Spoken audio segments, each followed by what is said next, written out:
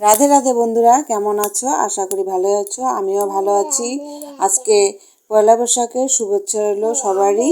পয়লা বৈশাখ যেহেতু সবার ঘরে ঘরে মাছ মাংস হবে, তা আমাদের ঘরেও মাছ মাংস আনছে। ওইটাই রান্না করার জন্য মশলাপাতিগুলো রেডি করছি। মশলাতে আছে আদা, রসুন, পেঁয়াজ আর কি যা যা লাগে সব কাটা কুটে রাখলাম। কাটতে না কাটতে দেখি ভাত হয়ে গেছে। তো ভাত হয়ে গেছে, এদিকে দেখি মশলা তো হয় নাই।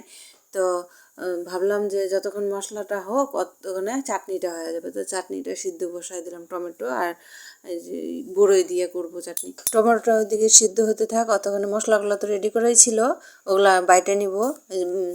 বাটা হয়ে গেছে, বাটতে না বাটতে দেখি যে টমেটো সিদ্ধ হয়ে গেছে। তো হোক, ভালোই হলো টমেটো সিদ্ধ। এখন চাটনিটা করে নিব। চাটনি করার পরে মাংসটা বসাবো। তো ভাবতেছি আর কি, মনে মনে ভাবতেছি যে তাড়াতাড়ি করে যদি রান্নাটা হয়ে যায় তাহলে আর কি কাজ শেষ কইরা একটু সাজুগুজু করব। যতই হোক বউ মানুষ হলে কি মনে শক্তি নাই, একটু সাইজা গুজা সুন্দর করে আর কি থাকবো। তো দেখি হয়ে গেছে প্রায় রান্নার শেষের দিকে। তা রান্নাটা শেষ করে আর কি জায়গাটা পরিষ্কার টরিষ্কার করে করে নিব। এই যে করা হয়ে গেছে। এখন মেয়েটাকে চান করাবো, চান করে ওকে সাজুগুজু করাই দিই। তো আজকের ভিডিও এতটুকুই। তো কেমন লাগলো?